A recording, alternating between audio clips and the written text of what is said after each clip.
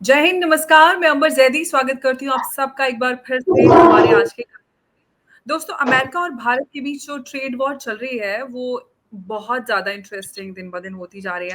हालाँकि भारत की तरफ से कोई ख़ास रिएक्शन इस पूरे वॉर में नज़र नहीं आ रहा है, लेकिन जिस तरह से अमेरिका की तरफ से हम देख रहे हैं, कभी तो वो भारत की और प्रधानमंत्री मोदी की तारीफ़ करते हैं और कभी कुछ ऐसा कदम उठा देते हैं भारत के खिलाफ। जैसे कि अभी H-1B वीज़ा को लेकर प्रेज़िडेंट ट्रंप ने $100,000 का फ़ी लगाई है ताकि जो भारत के टेकीज़ हैं उनको वहाँ पर कम से कम जॉब्स मिले। ये बहुत बड़ा कदम है। साथ ही आपको थोड़ा इससे पहले की न्यूज़ थी, ट्रैवल वीज़ा पर उन्होंने फ़ी लगाई। तो इस तरह के कई सारे बैन वो लगा रहे हैं और दूसरी तरफ वो भारत के साथ एक ट्रेड डील नेगोशिएट करने की बात कर रहे हैं। उसके बीच में ये भी खबर है कि जो यूएस है वो 25% जो टैरिफ है वो हटा सकता है बाय नवंबर। तो ये मिक्स जो चीज़ें आ रही हैं, क्या कुछ है इसके बीच में, इसको समझने की कोशिश करेंगे कि आखिर अमेरिका चाह क्या रहा है। एक तरफ तो वो भारत से ट्रेड डील नेगोशिएट करने की बात कर रहे हैं और हमारे पीयूष गोयल जी भी ये बात कह चुके हैं और लगातार इस तरह की चीज़ें आ रही हैं। लेकिन दूसरी तरफ इस तरह की चीज़ें भी आ रही हैं। एक तरफ चाबहार पे जो वेव था सैंक्शन वो भी कर दिया गया है। तो समझेंगे थोड़ा डिटेल में। हमारे साथ मौजूद है कर्नल मयंक चौबे। सर बहुत-बहुत आपका स्वागत है। जय हिंद, नमस्कार। धन्यवाद नंबर जी। सर जी। ये क्या चल रहा है अमेरिका की तरफ से? एक तरफ तो प्रेज़िडेंट ट्रंप कभी तारीफ़ करते हैं भारत की, प्रधानमंत्री मोदी की और दूसरी तरफ से ये भी खबरें आती हैं कि हाँ भाई, थोड़े दिन में ही ट्रेड डील जो है नेगोशिएट हो जाएगी, फाइनल हो जाएगी और बहुत एग्रेसिवली इस पे काम किया जा रहा है। जयशंकर साहब ने भी ये बात कही कि हम जल्दी दोनों ही देश इस पे बहुत एग्रेसिवली काम कर रहे हैं और इस पे कुछ ना कुछ फाइनल रिज़ल्ट हमें देखने के लिए मिलेंगे। लेकिन उस सब के बीच में ये भी सारी खबरें आ रही हैं। कैसे समझा जाए कि आखिर ये चल क्या रहा है और अमेरिका क्या चाह रहा है? देखिए अंबर जी, सबसे इम्पोर्टेंट चीज़ है कि ट्रम्प साहब का मैं देख रहा हूँ काम करने का तरीका है कीप देम गेसिंग, कि वो क्या करने वाले हैं किसी को उसकी भनक ना पड़ने पाए। शायद उन्होंने हमारे प्रधानमंत्री से सीखा है, क्योंकि प्रधानमंत्री जो है किसी बात को विदित नहीं होने देते, परंतु प्रधानमंत्री ऐसे बयान भी नहीं देते। जैसे उलझुल बयान ट्रम्प साहब की तरफ से आते हैं। तो ट्रम्प साहब जो है ये चाहते हैं कि लोग सोचते रहें कि वो क्या करने वाले, अगला स्टेप उनका क्या होगा और वो स्टेप उठा लें उसको। एक तरफ से मैं ये देख रहा हूँ कि वो दुनिया को ये दिखा रहे थे कि मैं मोदी साहब के बिल्कुल करीब जा रहा हूँ।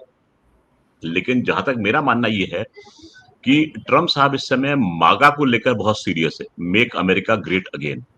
ये इनका पोल प्लैंक था जब वो अपना जीत जीत रहे थे और इन्होंने अपनी पूरी कैंपेनिंग में इस चीज को लगाया था। और कैंपेनिंग में नेशनलिज्म का एक मुद्दा लेकर आए थे, जो व्हाइट सुप्रीमिस्ट की बात हो रही थी कि यूएसए में जो है वो केवल अमेरिकन सिटीजन ही रहेंगे, बाहर के लोगों का वहां पर स्वागत नहीं होगा। ये उनका युद्ध, इनका मुद्दा बना था चुनाव का ये। और मेक अमेरिका ग्रेट अगेन के साथ में इसको इन्होंने बहुत चलाया था। उसकी वजह से आपको ध्यान होगा कि भारतीय मूल के नागरिकों पर वहां पर हमले भी हुए थे, क्योंकि लोग जो थे, सोसाइटी पोलराइज हो रही थी। अब धीरे-धीरे उन्होंने अगर मोदी साहब की तरफ दोस्ती का हाथ बढ़ाया, तो उनको ये लगा होगा कि शायद इसको नेगेटिवली लिया जाएगा अगर मैंने इस चीज को आगे बढ़ाया। तो अपने एक्शन को बैलेंस करने के लिए उन्होंने ये अफरा-तफरी में ये कदम उठाया है। सबसे पहली बात तो $1,00,000 H-1B वीजा के लिए, तो यानी उतनी फीस पे करनी पड़ेगी कंपनी को जो कि आपको बुला रही है वहां पर नौकरी के लिए। आपको ध्यान होगा एक वीडियो उनका वायरल हुआ है ओवल ऑफिस के सीन, पीछे उनका वो ट्रम्प का गोल्ड कार्ड का एक वो लगा हुआ है पोस्टर, और उनके एक एड पीछे खड़े हैं और एक एड दाहिनी तरफ खड़े हैं। हाँ, यही था। जी। तो वो खड़े हुए हैं और उनको वो दस्तावेज पेश करते हैं जिसमें कि ट्रम्प साहब ने ये एग्जीक्यूटिव ऑर्डर साइन करना है। और उसको पेश करते वक्त उनकी एड उनको ये बताते हैं कि उनके देश में कुछ ऐसे जॉब्स हैं जो कि अमेरिकन्स नहीं कर पाते हैं, इसलिए वो बाहर के देशों से मैन पावर को इंपोर्ट करते हैं जो कि इस काम को कर सकते हैं। तो उस काम के लिए उन कंपनीज को अब $100,000 यानी $1,00,000 जो है वो दे होंगे यूएस को। ये कब दे होंगे इस पर आते हैं अभी भी। अब इससे उन्होंने जब इसको डील को साइन किया तो बड़े मुस्कुराते हुए अंदाज से उसको पेश किया। एक तरीके से पोस्टर जैसे होता है रिलीज पिक्चर का, वैसे उसको दिखा रहे थे वो। और फिर वो कहते हैं कि उनका दूसरा एड जो है वो ये कहता है कि इससे साइन होने से अब होगा कि अमेरिकन यूनिवर्सिटीज में अमेरिकन स्टूडेंट्स जो हैं वो टेक्निकल पढ़ाई करेंगे और वो लिटरेट होकर टेक्निकली इन जॉब्स को वहां पर लेंगे, तो इससे हमारे जॉब के एवेन्यूज खुलेंगे। तो कब नौमन तेल होगा, कब राधा नाचेगी, ये तो देखने वाली बात है। सर, ऐसा लग रहा जी। है कि उन्होंने प्रधानमंत्री मोदी से, वो कहते हैं ना, नकल के लिए भी अकल चाहिए। वो प्रधानमंत्री मोदी की योजनाएं कॉपी तो कर रहे हैं, लेकिन पहले प्रधानमंत्री मोदी ने स्किल को बढ़ावा दिया, उसके बाद उनको अवसर दिए हैं। पहले से आप अपॉर्चुनिटीज आप मतलब कैसे चलाएंगे? ट्रम्प लग रहा है कि थोड़ा ज्यादा ही हाई हो रहे हैं। अंबर जी, मुझे लग रहा है कि देखिए, उन्होंने ऑर्डर दिया है कि 21 सितंबर से लागू हो जाएगा, यानी कि इस समय जैसी रात के 12 बजेंगे वहां पर, अभी 12 घंटे पीछे हैं, तो मेरे ख्याल से इस समय लागू हो रहा होगा। तो अब तक जो भी H1B वीजा पे होगा और बाहर ट्रेवल कर रहा होगा, अगर अब तक नहीं गया, तो उसके लिए बड़ी एम्बिगुअस सिचुएशन है, क्योंकि इस ऑर्डर में ये क्लियर नहीं किया गया है कि ये किस इफेक्ट से आएगा, यानी कि जो एग्जिस्टिंग H1B होल्डर है उनके लिए होगा या नए H1B वीजा होल्डर्स के लिए होगा। तो ये एम्बिगुइटी वहां पर छोड़ी गई है। अब पता नहीं इस समय अमेरिकन एयरपोर्ट्स पे क्या अफरा तफरी का माहौल होगा, वो तो भगवान ही जानता है। लेकिन उन्होंने इसको साइन करके मुसीबत जैसा प्रतीत होता है, क्योंकि सबसे ज्यादा भारतीय जो हैं इस वीजा का फायदा उठाते हैं। इसको बोलते हैं H1B वीजा नॉन इमिग्रेंट, यानी कि जो कि इमिग्रेशन नहीं करेंगे, केवल वर्क के लिए वहां पर आ रहे हैं या पढ़ाई करने के लिए। तो फिर इसमें सबसे ज्यादा तो भारतीय इफेक्ट होंगे। तो ऐसा देखा जा रहा है कि ये केवल भारत को परेशान हैरान करने के लिए ऐसा किया जा रहा है, क्योंकि जैसे कि आपने बताया, नकल के लिए भी अकल चाहिए होती है। स्किलिंग उन्होंने की नहीं, ऑर्डर पास कर दिए, और ऑर्डर पास करने के बाद में जितने लोग वहां पर होंगे, जिनके पास वीजा रहे हैं, वो तो अपना काम या मियाद पूरी करके वापस आएंगे। उसके बाद में उसके ऊपर $1 लाख का फीस जो है वो आयद हो जाएगी। नए के लिए $1 लाख। अब कौन सी कंपनी ऐसी है जो ये फीस अदा करेगी सरकार को? वो लेगी किससे? जो कि आम नागरिक है भारत का, जो कि बच्चा जाता है पढ़ाई करने के लिए बाहर। अब $1 लाख का मतलब है आज की तारीख में 83 लाख रुपए कौन दान देगा अमेरिकी सरकार को पढ़ने जाने के लिए, जिसका कि नौकरी जो है वो बाद में पता लगेगी। जहां तक मेरा ख्याल है H1B वीजा वही होता है।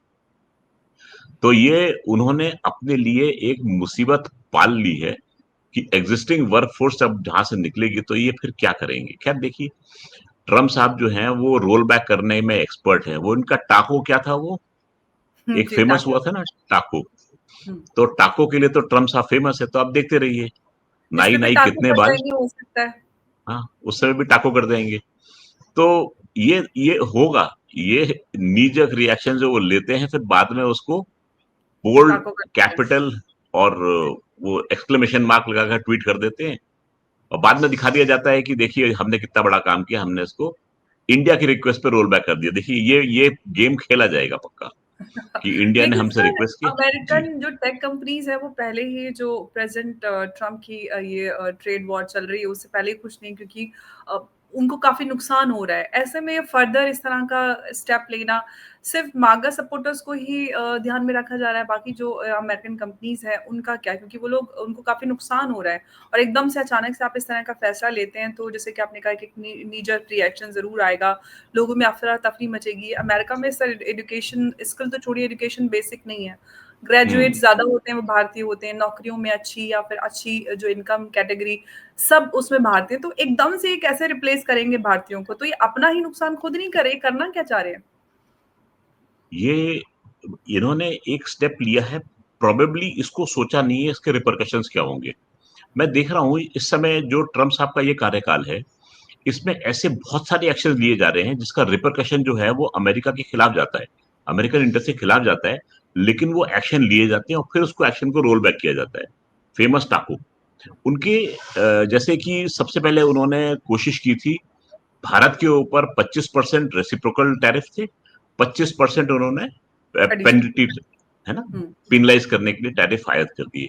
जी। अब जैसे कि हमारे इकोनॉमिक एडवाइजर ने बोला है कि मे बी November 30 के बाद में जो हमारे ऊपर जो पेनल्टी, टैरिफ पेनल्टी जो लगी हुई है 25% की, वो विड्रॉ कर ली जाएगी, जी। और बाकी जितना है 25% बचा रेसिप्रोकल टैरिफ का, उसको घटाकर 10 से 15% किया जाएगा। ये 10 से जी। 15% उन्होंने कहा था।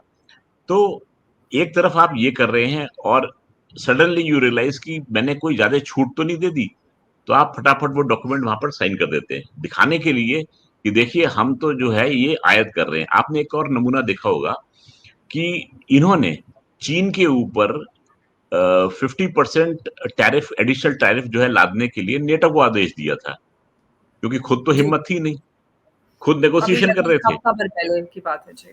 हाँ, तो इन्होंने नेटो को बोल दिया। क्यों? क्योंकि अगर नेटो नेटो के बस की बात नहीं है चीन के ऊपर टैरिफ जो है वो आयत करे। नेटो चली उसके ऊपर रहा है, आयात के ऊपर। और नेटो कंट्रीज अगर ये नहीं करेंगे तो बोलने के लिए हो जाएगा भाई मैंने तो उनको आदेश दिया था, लेकिन वो माने नहीं, उन्होंने किया नहीं। तो व्यापार जो है वो इनका जैसा का तैसा है वो चलता रहेगा। मान के चलिए ये $1 लाख वाला जो है ये ज्यादा देर तक टिकेगा नहीं, ये किसी ना किसी बहाने से इसको रोल बैक करेंगे। और बहाना मुझे साफ दिखाई दे रहा है कि नेगोशिएशन में भारत साइड ने इसको रिक्वेस्ट किया था, तो हमने as a goodwill gesture, friendly foreign country होने के नाते हमने इसको रोल बैक कर दिया। ये मुझे ऐसा होता दिखाई दे रहा है। कुछ ही दिनों की बात है, देखते रहिएगा आप ये। वही सर, मीडिएशन की तरह कि हमने कराया सीज़ फायर, वैसे हाँ, ही किया बिल्कुल, जाएगा। बिल्कुल। और उनको इसके कुछ ऊपर भी हमको सुझाइए। एक नोबेल प्राइज़ मिलना चाहिए।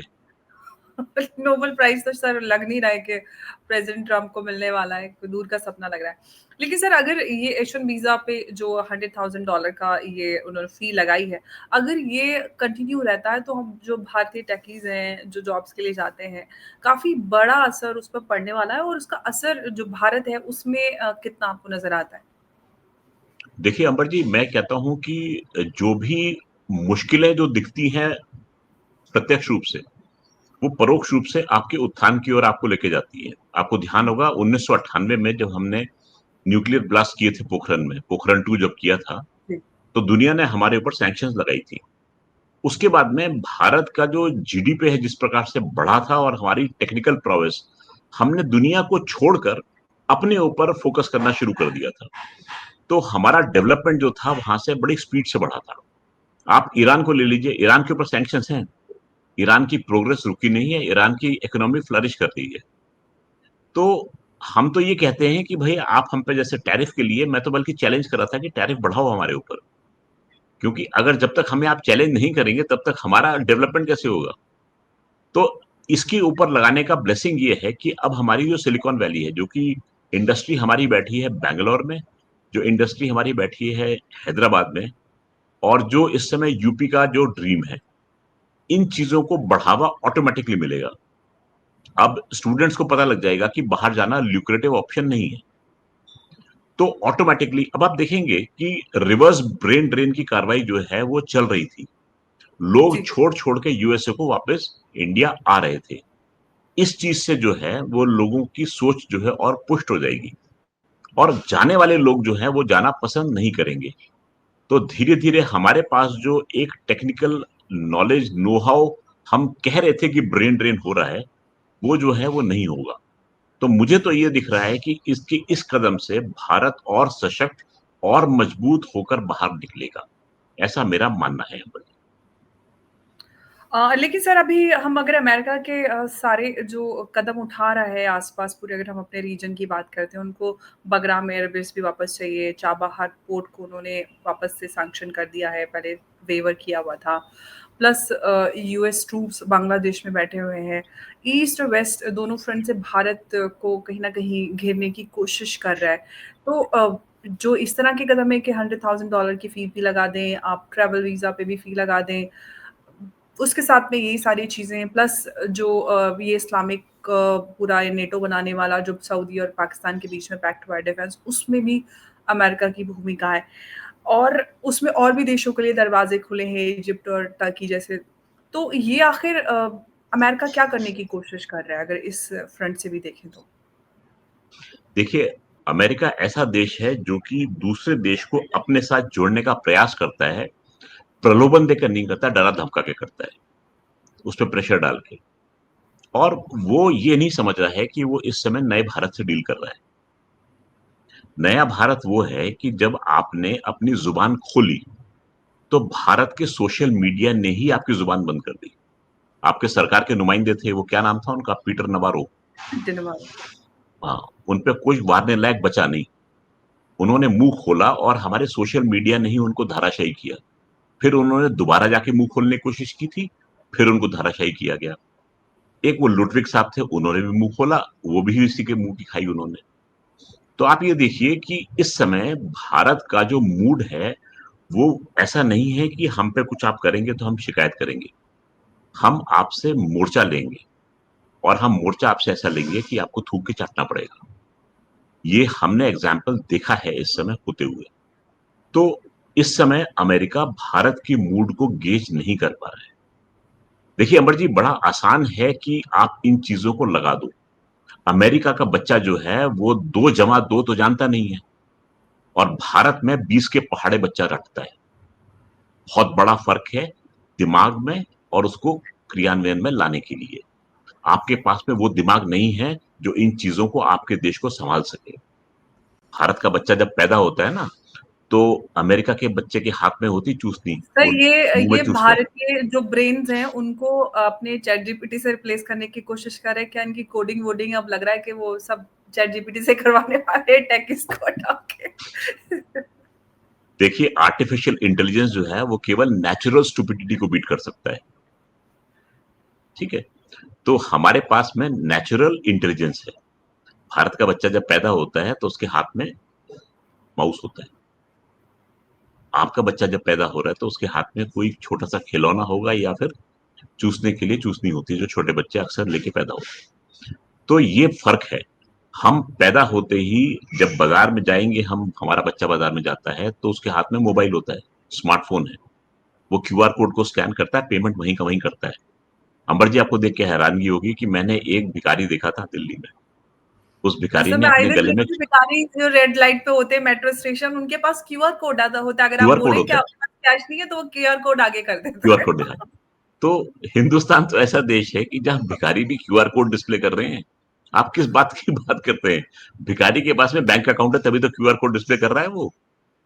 तो यहाँ पर तो भिखारी भिखारी के पास में क्यूआर कोड है, और आप हमसे क्यूआर कोड की भीख मांग रहे हैं, क्योंकि आपके पास में आप सक्षम ही नहीं है इस काम को करने के लिए। यहाँ पर हम इस समय, दुनिया जो है वो भारत की यूपीआई टेक्नोलॉजी का लोहा मान रही है। कितने देश जो हैं अब यूपीआई सिस्टम ऑफ पेमेंट पर आ चुके हैं। देखिए भारत की प्रोग्रेस जो है इस समय दुनिया को बहुत खल रही है। कर तो कुछ पा नहीं रहे हैं, खून का घूंट पी के रह रहे हैं। तो ऐसे काम जो हैं वो अक्सर बदहवासी में आदमी करता है। तो मैं ट्रम्प साहब को बुरा नहीं बोलूंगा, क्योंकि हर आदमी बौखलाकर गलत कदम उठाता है जो ये उठा रहे हैं, और ये कदम उनको वापस लेने पड़ेंगे। क्योंकि अब ये वो भारत नहीं है जो कि सुन के चुपचाप बैठ जाएगा। पहले हम अगर रिक्वेस्ट करते थे कि हमें हाई टेबल पे जगह दें, इस समय भारत क्या करता है, हाई टेबल पे अपनी जगह क्लेम करता है कि हटिए, ये जगह मेरी है। ये डिफरेंस है इस समय। इस समय आप लीडर ऑफ ग्लोबल साउथ से डील कर रहे हैं। इस समय आप उस देश से डील कर रहे हैं जिस देश के लीडर से हाथ मिलाने के लिए दुनिया आतुर है। जो किसी भी मल्टीलैटरल फोरम में जाके जब खड़ा होता है, तो सेंटर स्टेज में जो होस्ट खड़ा होता है उसके साथ में इनको खड़ा करने के लिए दावत दी जाती है। तो इस समय आप होश की दवा कीजिए कि आप किसके साथ बात करें। देखिए पुतिन साहब समझदार हैं, शी जिनपिंग समझदार है, उन्होंने तुरंत मोदी साहब का हाथ थामा। चीन का डेलीगेशन भारत आता है और आपके फर्टिलाइजर के ऊपर, आपके रेयर अर्थ के ऊपर भारत को छूट देता है। क्यों? क्योंकि वो भारत की ताकत को पहचान गए थे। एस जयशंकर जाते हैं रूस, रूस में उनसे डिस्कशन होता है। उसके बाद में रूस के जो हेड ऑफ स्टेट हैं वो 10 मिनट के लिए वेट करते हैं अपनी गाड़ी में कि प्राइम मिनिस्टर मोदी आके बैठेंगे मेरे साथ में। 50 मिनट के लिए वो दोनों क्या बात करते हैं उनको ड्राइवर को भी नहीं पता है। तो अगर किसी कंट्री का हेड ऑफ स्टेट अगले कंट्री के हेड ऑफ स्टेट को इतनी जगह दे रहा है, यानी कि उसमें कुछ बात तो है। जो तथाकथित दुनिया की नजर में दुश्मन देश है, मैं तो दुश्मन देश नहीं मानता हूँ। कंपटीशन में जरूर है, हमारे बॉर्डर डिस्प्यूट्स हैं, लेकिन चाइना और इंडिया दो सिविलाइजेशनल नेशंस हैं। हमारी सोच जो है वो इन 200 साल पुराने देशों से बहुत आगे चलती है। देखिए भारत और चीन के डिस्प्यूट्स हैं, लेकिन ट्रेड जो है हमारा कभी रुका नहीं है। ट्रेड के मामले में हम कभी पीछे हटे नहीं है, और कई वर्ल्ड फोरम, जैसे कि अगर क्लाइमेट चेंज का मामला हो तो, अगर ट्रेड का, वर्ल्ड ट्रेड का मामला हो तो, भारत और चीन एक ही प्लेटफॉर्म पे खड़े दिखाई देते हैं। यानी कि अगर हमें आगे बढ़ना है तो हम अपने डिफरेंसेस को पीछे रखते हैं और आगे बढ़ते हैं। तो ये दोस्ती जो है ये अमेरिका शायद समझ नहीं पा रहा है। रशिया के साथ में हमारे ऐसे संबंध हैं क्योंकि रशिया ने हमें हर आड़े वक्त में हमारा साथ दिया है। आपकी 7th फ्लीट तो हमें धमकाने के लिए बे ऑफ बंगाल में आ रही थी ना। जी। बे ऑफ बंगाल में आपकी 7th फ्लीट आ रही थी धमकाने के लिए, तो एड के लिए कौन आया था आपकी? जब आपको हथियार चाहिए तो आपको हथियार देने के लिए कौन आया था? तो भारत जो है वो अपने दोस्तों को कभी पीछे छोड़ता नहीं है, और ये बात हमने अपने ट्रेड में दिखा दी कि आप चाहे कितना प्रेशर डालें, लेकिन हम रशिया के साथ में ट्रेड करेंगे, और हमने किया भी है। और आपके किसी भी प्रेशर के अंडर में हम नहीं आए। अब परेशानी तो आपको होगी, और परेशानी इस बार 1 हफ्ते पहले के बयान में आ गई है कि इंडिया जो है वहां से कौन खरीदे। भाई हिंदुस्तान में ऐसा कौन है जो मक्का खरीदता है बाहर से? हमारे देश में आपसे बेहतरीन किस्म की मिलती है। तो मामला जो है वो इकोनॉमी पर टिका हुआ है और कोई कारण नहीं है, और उनकी इकोनॉमी जो है वो इस समय ध्वस्त होती दिखाई दे रही है। बिल्कुल तो सर, अंबर कई जी, सारे जी। अमेरिकन जो इकोनॉमिस्ट हैं, उन्होंने इस बात को प्रेज़िडेंट ट्रम्प को उन्होंने कहीं न कहीं वार्निंग भी दी है कि अगर आप इसी तरह से ये ट्रेड वॉर चलाते रहे, तो इकोनॉमी पे काफ़ी असर पड़ेगा और कहीं न कहीं जो अमेरिकन कई सारी स्टेट्स हैं, उनमें स्टैगफ्लेशन और इस तरह की सिचुएशन बनी हुई है। और ये कंटिन्यू रहा तो बहुत जल्दी अमेरिका में रिसेशन और इस तरह का बड़ा कुछ हो सकता है। तो ये कब तक कंटिन्यू रहेगा? क्या करने की कोशिश ट्रम्प कर रहे हैं? क्योंकि ये खबरें आ रही हैं कि नवंबर तक सब कुछ फाइनलाइज़ हो जाएगा, लेकिन नवंबर तक अगर यही सब ड्रामा वो करते रहे कि कभी ये फ़ीस लगा दी, कभी वो फ़ीस लगा दी, कभी वो बैन कर दिया, कभी चाबहार सैंक्शन कर दिया। अभी देखिए अंबर जी, इनको ना क्वाड भी चलाना है, इनको आईमैक भी चलाना है, और भारत की मदद के बिना ये दोनों प्रोजेक्ट्स चल नहीं सकते ये। तो आप देखते रहिए, नाई नाई कितने बाल। आप ही के प्रोग्राम पे आके मैं फिर दोबारा बोलूंगा, देखिए हुआ वही जो कि हमने 20 सितंबर को डिस्कस किया था। जी। मुझे मेरा मानना ये है कि जब अमेरिका वेकेशन के लिए जाता है ना, अमेरिकन गवर्नमेंट, तब वेकेशन में जाने से पहले पहले वो इस कदम को उठा लेंगे, क्योंकि ये सस्टेनेबल है नहीं। आप स्टेप्स ऐसे उठाएं जिसका भार आप उठा सकते हैं, अभी पता लग जाएगा तुरंत। तो मुझे लगता नहीं कि अमेरिकन पार्लियामेंट जब वेकेशन पे जाएगी उससे पहले ही ये कुछ वापस रोल बैक करना स्टार्ट करेंगे, ऐसा मेरा मानना है। देखिए आज 20 लेकिन तारीख को बोल सर रहे हैं, देखिए हो सकता है सच हो जाए। सर, जी। एक सब में सवाल बड़ा ये है कि जिस तरह से पाकिस्तान को लेकर अमेरिका की पॉलिसी बदली है, वो सबसे बड़ा कंसर्न फिलहाल भारत के सामने है क्योंकि उन्होंने जिस तरह से ये पूरे इस्लामिक नेशंस के साथ एक सऊदी और पाकिस्तान का डिफेंस पैक्ट हुआ, उसमें और भी कंट्रीज शामिल हो रहे हैं। पहले पाकिस्तान दोहा समिट में पिच कर रहा था कि भाई इस्लामिक अरब इस्लामिक नेटो बनाते हैं। फिर दोनों के बीच में हो गया, अभी और कंट्रीज़ भी आ रही हैं। ये भारत के लिए कहीं न कहीं सर एक बड़ा खतरा तो बन ही रहा है, इज़राइल के नाम पर तो ये बन रहा है, लेकिन इज़राइल वाक़ई में क्या सिर्फ़ इज़राइल थ्रेट है? क्योंकि अगर इज़राइल ये उनके लिए थ्रेट होता, तो पहले वो इस्लामिक कंट्रीज़ का जो फ़िलिस्तीन और इज़राइल को लेकर मामला चल रहा है, अब तक किसी ने कोई ऐसा कदम उठाया ही नहीं है। सब अपने-अपने इंटरेस्ट के साथ इज़राइल के साथ रिश्ते बनाए हुए हैं। अब क्या ये इज़राइल के नाम पर भारत के लिए एक मोर्चा तैयार किया जा रहा है? और अगर कल को इस तरह की सिचुएशन होती है तो भारत के लिए अगर हम इम्प्लीकेशंस की बात करें, इसमें ईरान को भी रखा जा रहा है कि इसमें इज़राइल, ईरान और भारत के लिए भी इम्प्लीकेशंस हो सकते हैं। अंबर जी, मैं इस चीज को बड़े दूसरे एंगल से देखना चाहूंगा। फर्ज कीजिए अंबर जी जो है उनके पास में पैसे की बहुत आयत है, बहुत पैसा है जी। आपके पास में, और मैं जो हूं मेरे पास मैन पावर है, पर पैसे की मेरे पास तंगी है। तो अंबर जी क्या करेंगी? पैसा मुझे देंगी, और मैं मैन पावर, सस्ती मैन पावर जो है अंबर जी को दे दूंगा, क्योंकि मुझे पैसे की आवश्यकता है। हुँ। जिस कंट्री के ऊपर 130 बिलियन डॉलर का कर्ज हो, वो अपने सैनिकों को सिक्योरिटी गार्ड बनाकर आपके पास क्यों नहीं भेजेगा? मेरा मानना ये है कि ये जो डील हुई है, ये पाकिस्तान की रिक्वेस्ट पर हुई है, और रिक्वेस्ट ऐसी थी कि पैर पकड़ लिए इन्होंने जाके। पैर पकड़ने के बाद में ये हुआ कि ऐसा कुछ डील करते हैं जो कि लगे तो डिफेंस डील, लेकिन हो फाइनेंशियल डील। देखिए सऊदी अरेबिया जो है वहां पागलों का देश नहीं है, सऊदी अरेबिया में लोग समझदार बैठे हैं। भारत के साथ में 44 बिलियन डॉलर का ट्रेड है उनका, पाकिस्तान के साथ कितना है? 4 बिलियन डॉलर का। तो क्या आदमी 4 बिलियन की खातिर 44 बिलियन को धोखा घाटे में डालेगा? नहीं। और साथ ये ही सर डील हमारा अंबर डिफेंस जी, में कोऑपरेशन भी है उनके साथ। अभी 7th डिफेंस वो हुआ था, सऊदी और भारत का। तो अंबर जी ये मान के चलिए, ये हाथी के दांत दिखाने की और खाने की, और इस पे मैंने एक आर्टिकल पब्लिश कराया था कल। जी। ये डील जो है, this is purely man for money. Saudi Arabia इनको कहीं ना कहीं लोन से बेल आउट कराएगा, उसके एवज में पाकिस्तानी, मैं उनको आर्मी नहीं बोलता, सिक्योरिटी गार्ड बोलूंगा मैं उन्हें, क्योंकि उनकी वक़्त वही है। कतर में आपको ध्यान होगा कि वर्ल्ड कप हुआ था सॉकर का, वहां पर पाकिस्तान की जो आर्मी लगी थी वो सिक्योरिटी गार्ड के रूप में लगी थी, वहां पर आर्मी के रूप में नहीं लगी थी। वैसे ही सऊदी अरेबिया जो है वो रियाल इनके मुंह पे देके मारेगा, बोलेगा इसको कन्वर्ट करा लो तुम डॉलर में और अपना कर्ज जो है वो थोड़ा सा आगे बढ़ा लो। सर खबरें ये भी आ माफ रही तो है कि हूतीस से लड़ने के लिए पाकिस्तान आर्मी जा रही है। वीडियोस आ रही है। देखिए, हूतीज ने इस डील को देखते ही वार्निंग दे दी थी। तो ये तो मैंने ट्वीट भी किया था इसके ऊपर कि आउच, स्टिल बॉर्न हो गया। जैसे कि होता है ना स्टिल बॉर्न, आप समझते हैं क्या है। तो वैसे ही ये डील जो है ये स्टिल बॉर्न हुई थी, क्योंकि हूतीज ने आते ही खबर में सबसे पहले अपना स्टेटमेंट दे दिया था। पाकिस्तान के पास में मुश्किलें जो है वो समाप्त नहीं हुई हैं। देखिए, उन्होंने ऑपरेशन सिंदूर के बाद में जो, जैसे होते हैं ना, किसी पशु को आप रोटी फेंक के देते हैं और वो उसको खाने लगता है, वैसे ही ट्रम्प साहब ने इनके chief of the army staff Asim Munir को रोटी का टुकड़ा फेंक के दिया था, और वो जाके उन्होंने झपट लिया। और झपटने के बाद में इन्होंने अपने देश की संप्रभुता यानी सोवरेनिटी को गिरवी रख दिया अमेरिका के हाथ में। ये चीज चीन को कतई पसंद नहीं आई, और चीन ने क्या स्टेप्स लिए वो हमारे दर्शकों को सबको विदित है।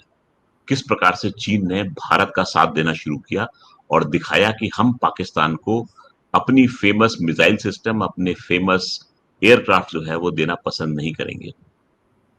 तो इस समय पाकिस्तान जो है उसको बड़ी मुश्किल पेश हो रही है, किस तरीके से अपने संबंधों को बैलेंस करके चले। उसको इस समय सऊदी अरेबिया एक ऐसा देश मिला है जो उसको इस कर्जे से बेल आउट करा सकता है। अंबर जी, लिखित में ले लीजिए, इस समय अगर ऑपरेशन सिंदूर चलेगा, मजाल है जो सऊदी अरेबिया चू भी कर ले उसके ऊपर। तो आप देखते रहिए, ये डील सिर्फ मनी फॉर मैन के लिए हुई है। मैं सर तुझे इसमें दूसरी पैसे तरफ ये दूंगा। भी डाला जा रहा है कि जो पाकिस्तानी न्यूज़ है वो फंड किए थे सऊदी अरेबिया ने इस डिफेंस पैक्ट के नाम पर। पाकिस्तान अपने उन न्यूज़ को वापस ले रहा है क्योंकि अभी जो कुछ कतर पे इसराइल ने स्ट्राइक की तो वो अपनी सिक्योरिटी और जो ऑप्शंस हैं उनको थोड़ा सा एक्सप्लोर कर रहे हैं, और उन सब के अंदर ये भावना आ गई कि अमेरिका ने हमें सुरक्षित नहीं रखा, हमारी सुरक्षा नहीं की। तो ऐसा भी क्या मुमकिन है जो इस तरह की बातें आ रही हैं? नहीं, इस समय सऊदी अरेबिया जो न्यूक्लियर डील की आप बात कर रहे हैं, थोड़ा सा ध्यान देंगे तो सऊदी अरेबिया के पास में भी कुछ ऐसे अरेंजमेंट्स हैं जो कि पाकिस्तान में एग्जिस्ट करते हैं। मैं यहाँ पर अपनी वाणी को ही विराम दूंगा, इससे आगे बोलूंगा नहीं मैं। देखिए, जी। ऐसा है कि पाकिस्तान के यूथ की जहां आप बात करते हैं, पाकिस्तान का यूथ जो है वो किसी से लुका छिपा नहीं है। जिस देश में हुँ, जाते हैं वो क्या हरकत करे सबको मालूम है। देखिए, जिस एब्सोल्युटली। सोसाइटी में अगर ये सी भावना है तो उसकी आर्मी भी उससे इतर रह नहीं सकती, क्योंकि उस सोसाइटी से ही उस आर्मी का इंटेक होता है। तो जो सोच वहां की सोसाइटी में है वही सोच उनकी आर्मी में भी होगी। सऊदी अरेबिया मुसीबत का सौदा कर रहा है अगर पाकिस्तानी आर्मी को अपने देश में बुलाएगा, क्योंकि उसने, सऊदी अरेबिया ने अपने दरवाजे थोड़े से खोलने शुरू किए हैं, और वहां से अगर जरा सी हवा मिली पाकिस्तानी फोर्सेस को तो पाकिस्तानी फोर्सेस अपने डिसिप्लिन को मेंटेन नहीं कर पाएंगी। आप देखते रहिए डिसिप्लिन के कितने बड़े केसेस सऊदी अरेबिया को आने वाले हैं, और सऊदी अरेबिया जो है उसके यहाँ ऐसे डिसिप्लिन की सजा जो है वो सीधी ऊपर पहुंचाया चौराहे जाएगा पे वो। चौराहे जी, पे गर्दन मार दी जी, जाती है। चौराहे पे साफ कर दिया जाएगा। तो आप देखते रहिए, इस समय फ्यूचर जो है मुझे पाकिस्तान का दिखाई दे रहा है सऊदी अरेबिया में क्या होने वाला है। सिर्फ ये है कि उसने कुछ पैसे लिए हैं जो कि अपने कर्जों के इंटरेस्ट को थोड़ा सा वो कम कर पाएगा, ज्यादा तो नहीं कर पाएगा, हुँ। क्योंकि सऊदी अरेबिया भी किसी लिमिट में उसको कर्जा देगा। तो हाँ, कब तक चलेगी उधार की जिंदगी, ये पैसा जो आएगा इसमें से हाँ, 80% क्योंकि पैसा जो है। जो पाकिस्तानी सरकार है अभी वहाँ पे आवाम को यही चुरन दे रही है कि अरे भाई हमने बड़े इकोनॉमिक डेवलपमेंट किए, अब देखिए बड़ा-बड़ा ये हो रहा है, वो हो रहा है, हम अब ये कर देंगे, वो कर देंगे। तो कहीं न कहीं यही सारी इकोनॉमिक डील्स हो रही है जिसके नाम पे वो शायद आवाम को बेवकूफ़ बना रहे हैं।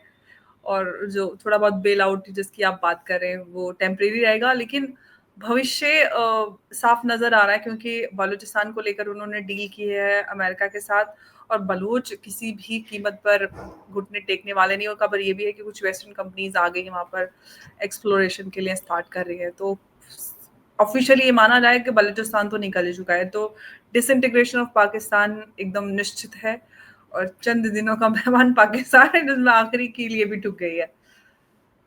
मान तभी लिया आपने जाए। ध्यान किया होगा इस समय कि आसिम मुनीर साहब की बेगम जो थी जी, और 3 बेगम बच्चे थे, उन्होंने अमेरिकी नागरिकता ग्रहण कर ली उन्होंने। जी, और और एक ही इस महीने में समय मिल जो भी ये गई था।